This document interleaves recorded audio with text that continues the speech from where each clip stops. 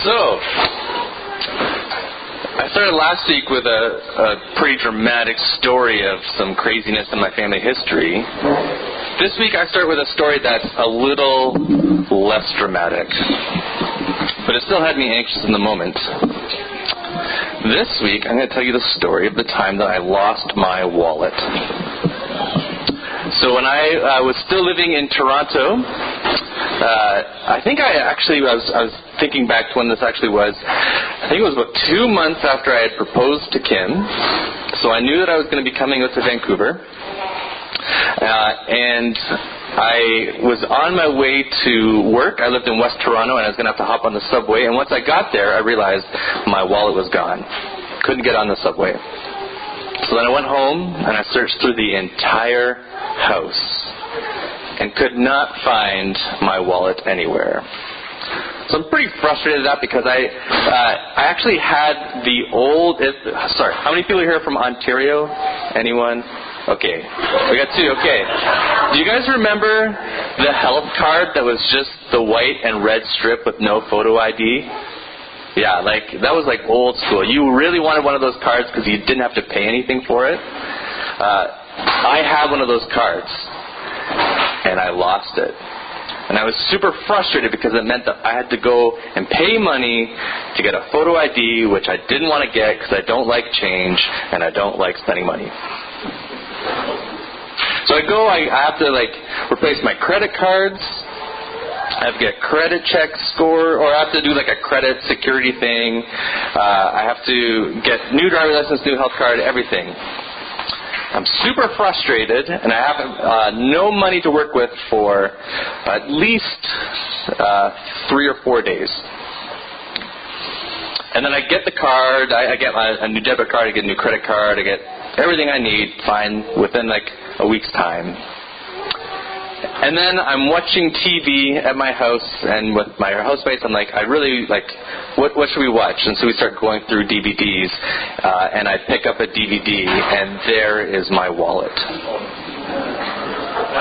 It was in the house the entire time. And I'm not going to repeat to you the words that came out of my mouth, but I definitely took that wallet and threw it against the wall and yelled.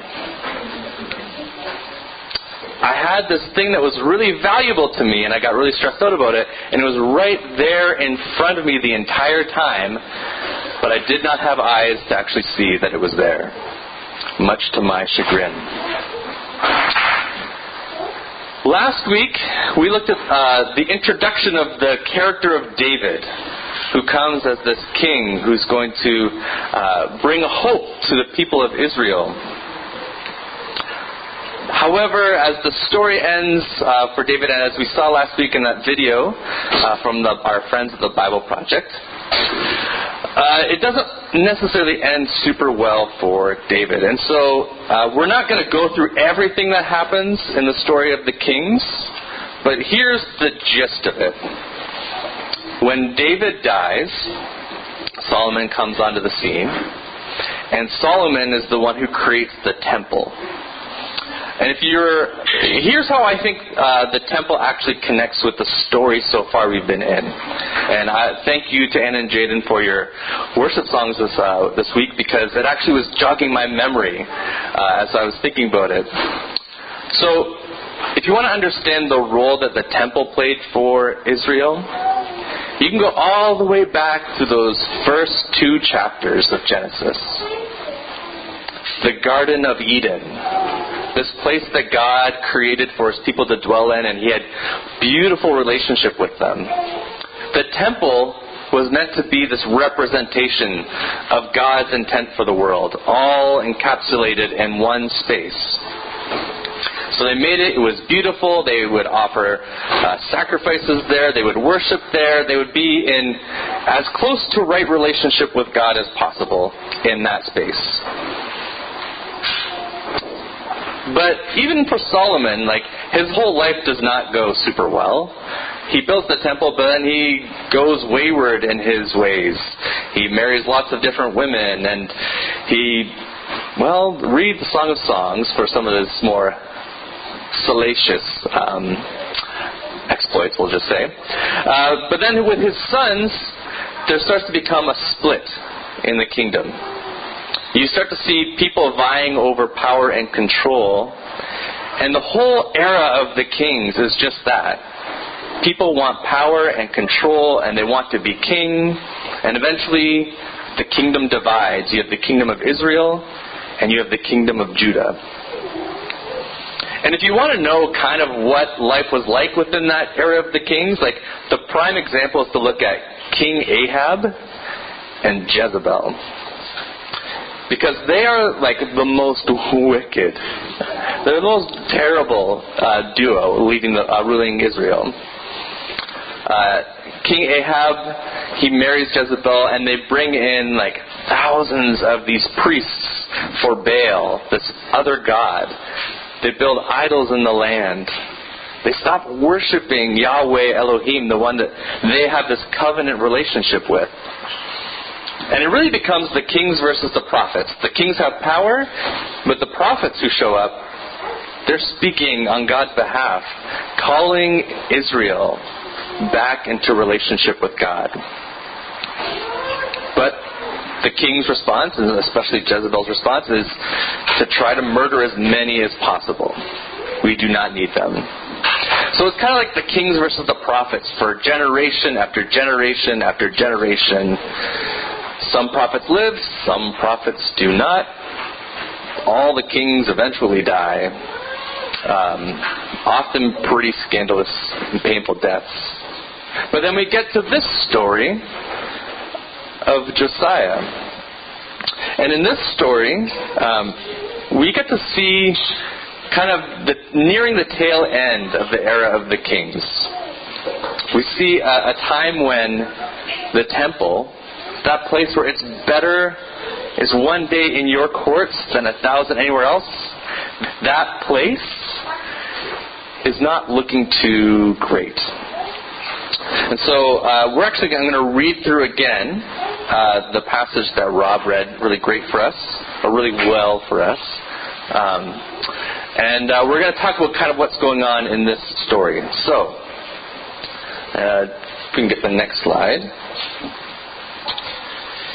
In the 18th year of King Josiah, the king sent Shaphan, son of Azaliah, son of Meshullam, the secretary, to the house of the Lord, saying, "Go up to the high priest Hilkiah, and have him count the entire sum of the money that has been brought into the house of the Lord, which the keepers of the threshold have collected from the people. Let it be given into the hand of the workers who have the oversight of the house of the Lord. Let them give it to the workers who are at the house of the Lord, repairing the house, that is, the carpenters, to the builders, to the masons. Let them use it to buy timber and quarried stone to repair the house. But no account shall be asked for them for the money that is delivered into their hand, for they deal honestly." Well, at least somebody does in this land. So despite there being many other gods that are in the land at this point in time, many different high places. Anytime there was a hill, there'd be a different place that the people would build a shrine or an altar to the gods of the land, foreign gods who have come in. Despite all of that, the temple is actually still there. Kind of feels a little ineffectual if it's just one temple amidst many different places where you're worshiping many other gods. And it's not doing too great. So at this point in the story, Josiah, who I believe is 26 years old at this time, he started his reign when he was 8, so 18th year, 26. He's just looking to get money out of the temple. You know, this place needs repair. I'm going to send my secretary up there. Let's grab the money that people have been collecting on their way in, and we'll get this place fixed. The story continues. The high priest Hilkiah said to Shaphan, the secretary, "I have found the book of the law in the house of the Lord." When Hilkiah gave the book to Shaphan, he read it. Then Shaphan, the secretary, came to the king and reported to the king. your servants have emptied out the money that was found in the house and have delivered it into the hand of the workers who have oversight of the house of the Lord. Shaphan the secretary informed the king, the priest Hilkiah has given me a book. And Shaphan then read it aloud to the Lord. Shaphan then read it aloud to the king. So the secretary finds something that's in the temple that's been right in front of them the entire time. But for some reason it's misplaced. It's lost. This whole temple can only exist because of, well, there's blueprints for a tabernacle in the Torah. And that's the book they're talking about, those first 5 books of the Bible. Genesis, Exodus, Leviticus, Numbers, Deuteronomy.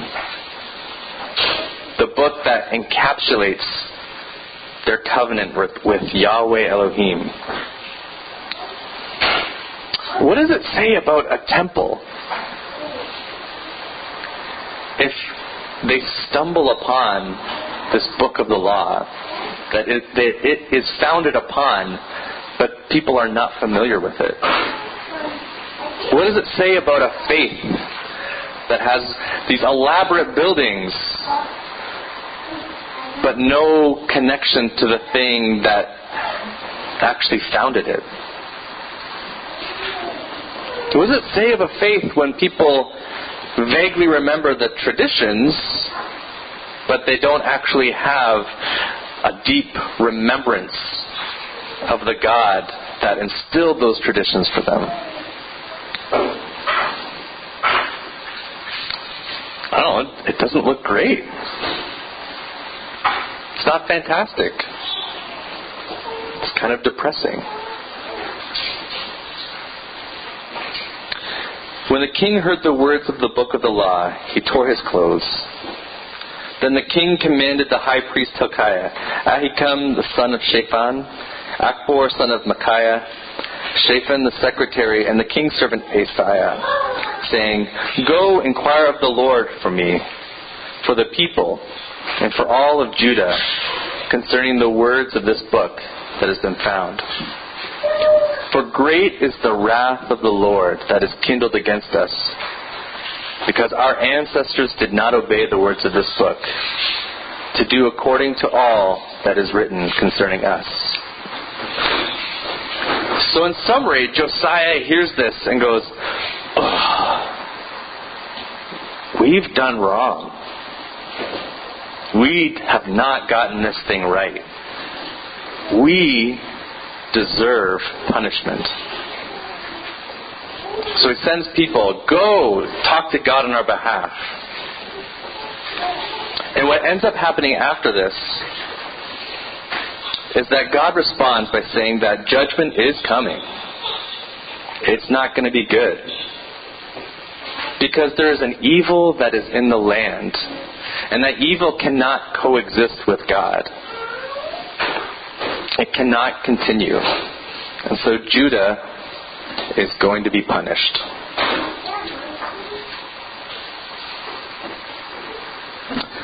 I've been thinking a lot about this passage, and the first time I read it again a few weeks ago, I was thinking about clutter.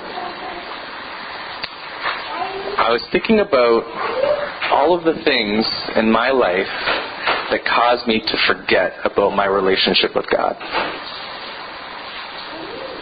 I was thinking about all the things that occupy my imagination and my attention the first thing in the morning. I actually know that my days start really well when I get time in prayer with God. And I have this practice where I will read a psalm, and I'll copy the psalm in a journal. I know that my days feel great when I start that way. And even though I know that, that's not actually how I start most days. Most days I start the day not at an hour that I want to start the day, but my kids wake me up in the morning. And we kind of battle over how we're going to get them dressed and ready for school. There's often some yelling and screaming. And then I find a little corner of the couch and I sit down with my phone and I actually check my stocks to see how, the market is opened a few hours early. So I want to know, should I leave them for today? Should I sell? Should I keep them going? I check the Stanley Walk hockey pool. Will is in the lead. I'm frustrated by that. Because I want to know, how am I doing? How's my team doing? I check, I don't check Facebook as much as I used to. Because, as anyone will tell you, Facebook's on its way out. But I still go there, and every once in a while, and I'll see this endless stream of news updates from people. And then I'll check CBC News, and I usually read 4 or 5 articles there. And then the kids really got to get eating their breakfast, because at that point in time, it's about 8:15, and I've forgotten all about the kids. And Kim's making their lunch, and there's friction in the house because I'm on my phone. There's yelling. Kim can attest to all of this. Moses is just taking it all in. And then the kids go to school, and I'm starting my day. I jump into all of my work and concerns. I'm a professional missionary working for the Lord. And most days, I'm not sure if I'm always talking to the Lord, relating to the Lord. Do I take the good news of Jesus into me each day? Am I reminded of how good God is? No, not always. My life just gets filled with clutter. And this good thing that God has that has shaped my entire life gets forgotten. I'm curious if any of you have that experience as well. If you want to go to the next slide, I have this wonderful picture of this man. I have no idea who he is. But his house looks a little bit, this office looks almost exactly like our office at home. And so I wonder, go to the next one, if in our lives we have this good news of Jesus, this thing that brings us here each week together, that sends us into home groups, into relationship with one another, that animates the reasons why we live the lives we do, we have the relationships we have. Does that good news of Jesus get lost in some other things? So Will's going to put some of those up there, and if you find any resonance with any of them, you can stick your hand up.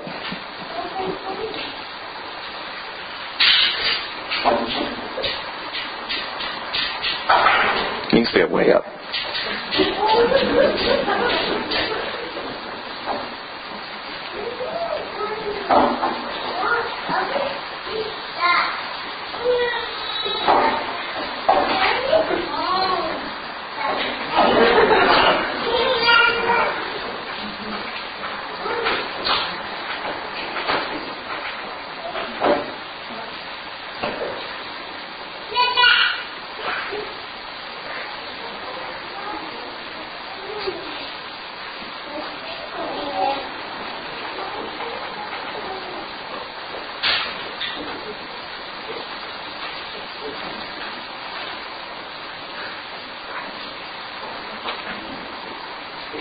I heard some people say, IG, what's that? Instagram.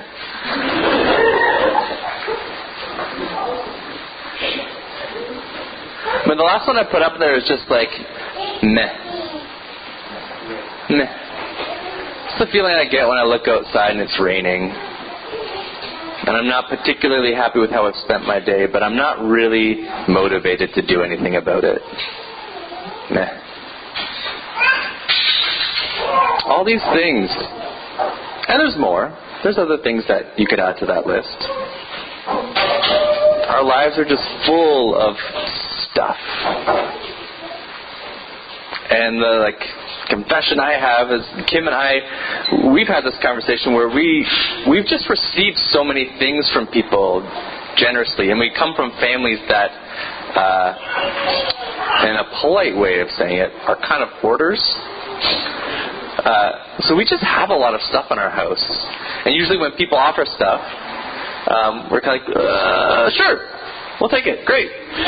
But then our house just gets full of stuff, and then our mental health gets affected, and our spiritual health gets affected because there's just so many things that are occupying our physical space. That actually is a spiritual discipline when we take a day off of work and fill up boxes with stuff to donate. There's lots of things that can fill our lives. You might have your own list. Israel's story is one where they are just filled with so many competing concerns in their lives. Where they're looking at what it means to be successful and good in the land by looking at all the things that the other lands have. The other gods, the other successes, war, conquering. And so when we get to this story, and Josiah hears the story read back to him again, he has a response. He has a choice he has to make in his response. So if he knows that Judah is going to be punished one day, does he just go along with the lifestyle he's had for the last 26 years? So for 18 years he's been the king of Judah, and he seems to have done okay for himself because he's still the king. Why change? So you can go to the next. Why change? If punishment's coming, why not just live life to the fullest in this moment? Instead, because Josiah is repentant, God's response to him is that, yeah, Judah's going to be punished, but I'm not going to do it while you're alive. I'm going to let you go. You get to sleep with your ancestors. You don't have to see what I'm going to do because you have turned back. God acknowledges the change in Josiah's heart. But it's not just a heart thing. It's not just a decision inside going like, well, in my heart, I think we've done wrong, and so I can acknowledge that, and maybe we'll do better tomorrow. No, Josiah's response is he goes through the land, he goes to all the high places, and he doesn't just tear down all of these altars to foreign gods. He goes and he defiles them. He does the worst thing you could imagine to them. He makes them all unclean according to their traditions, so that they can't just rebuild them. They'd have to reconsecrate them. They'd have to take the risk of going into an unclean space. He does everything he can to destroy every other god that has been leading his people away from their true God. One of those gods is this guy named Molech. Has anyone ever heard of Molech before, other than the graffiti tag that's all over Vancouver? So Molech is the god that people would sacrifice their children to. He was a god that he would offer life and success when people would take their children and throw them into a fire. Their living children into a fire at the altar of this bull, half man god named Molech. And this is just the thing that's happening over in the corner. You could probably see the altar from the Temple Mount. This is the type of stuff that Josiah is going in and saying, this does not bring us life. We have done wrong. And these things have no place here anymore. And then the next thing he does is he says, we're going to actually observe the Passover. Because as he's reading this book, he discovers there's this whole Passover festival. This feast, we haven't done this since, before David in the time of the Judges. This is who we are. This is something to remind us of God's rescue of who God is to us, we need to celebrate again. We need to bring back this festival, really own it for ourselves again, and celebrate. And then when that's done, he goes through the land, and at first he got rid of all the idols and the temples, the high places, and then he gets rid of all the people who would work those places. The other priests, the wizards, the mediums, anyone who's employed by another god, he casts them all out. So he casts out the idols, he casts out the people, and right in the middle is we're going to celebrate. We're going to be the people of the promise all over again. They have a decision to make, and Josiah makes it. He says, it's not worth us continuing on the way we have been. We need to get rid of all of the offending things, all the things we're tied to, and rediscover again for the first time the good news of our God. We actually have this as Christians in our own tradition. So our background story might not be the Hebrew Scriptures. We're woven into the family of God, the New Testament. And we have a similar teaching. So go to the next slide. And this is from Matthew. The kingdom of heaven is like a treasure hidden in a field, which someone found and hid. Then in his joy he goes and sells all that he has and buys that field. Again, the kingdom of heaven is like a merchant in search of fine pearls. On finding one pearl of great value, he went out and sold all that he had and bought it.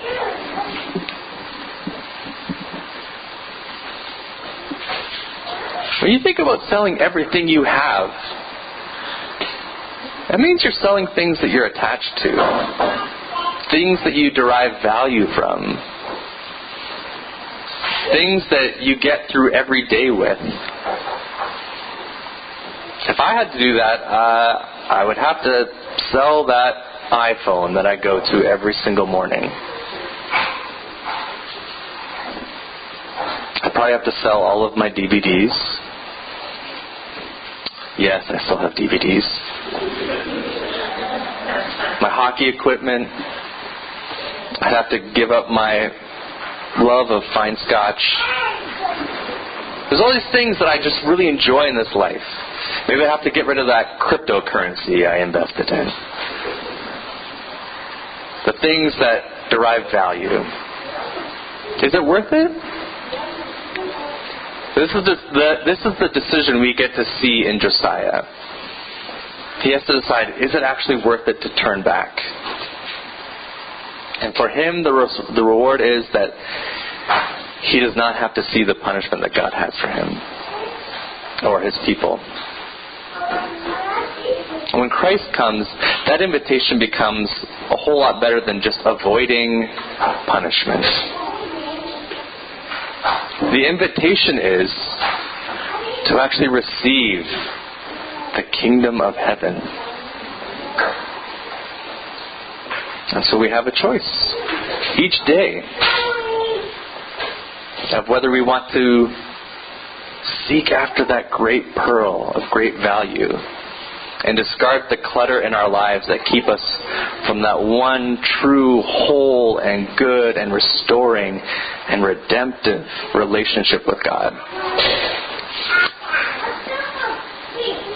Or lose the things that matter most to us in the midst of the clutter of our lives.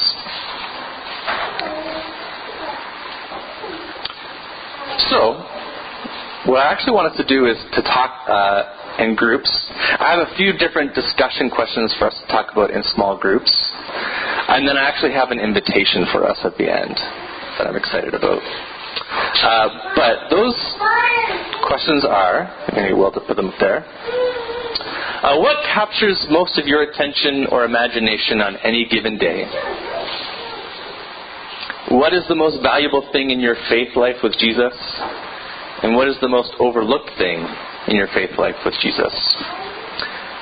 So I would actually encourage you to turn into groups with people that you don't normally chat with. So spouses, if you're okay with it, split up temporarily, and find a group of 3 or 4 that you can chat with about these questions. I chat about 10 minutes, and then I have a fun invitation at the end. Great. So the point of this talk and this discussion is not for me to guilt trip you for all the places where you might be losing God in the details or the clutter. If the Holy Spirit wants to convict you of that, great. It's not going to be me, because I do have my own work each day of trying to find God in the mess of my life. But I do think that there are ways in which we can, as a community together, do things that actually help us to remember who God is in our midst, in our day-to-day life and communally, beyond just coming to church. So this whole season, in this fall, we have been rediscovering the good news of the Old Testament.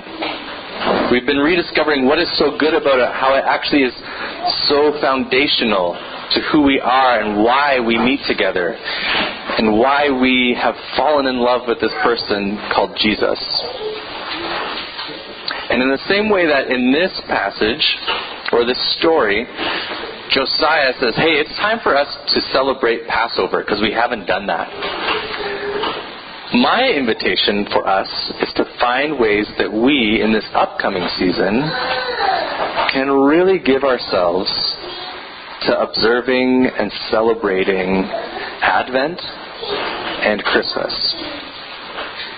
And I say those ones because coming up pretty soon this month, the one thing that always clutters my Christmas season is arriving, which is Black Friday. So if you're already thinking about when you can get the best deal on that thing you really want, maybe what we could do is say, okay, fine, whatever, Black Friday, but buying expensive gifts at a good deal is not going to be the reason we are celebrating the arrival of Jesus. It's not going to be the reason we have this entire month of preparation and waiting, preparing our hearts for the one who's come. If you have any sense of frustration with these Old Testament stories that humans just keep screwing up, and why do we have to keep coming back to the story of failure and rebellion and sin? It's because the answer to all of that is coming. It's coming very soon. Advent starts in 2 weeks. We have 2 more weeks of services, and then Advent kicks in. The one we have been waiting for wants to come be with us.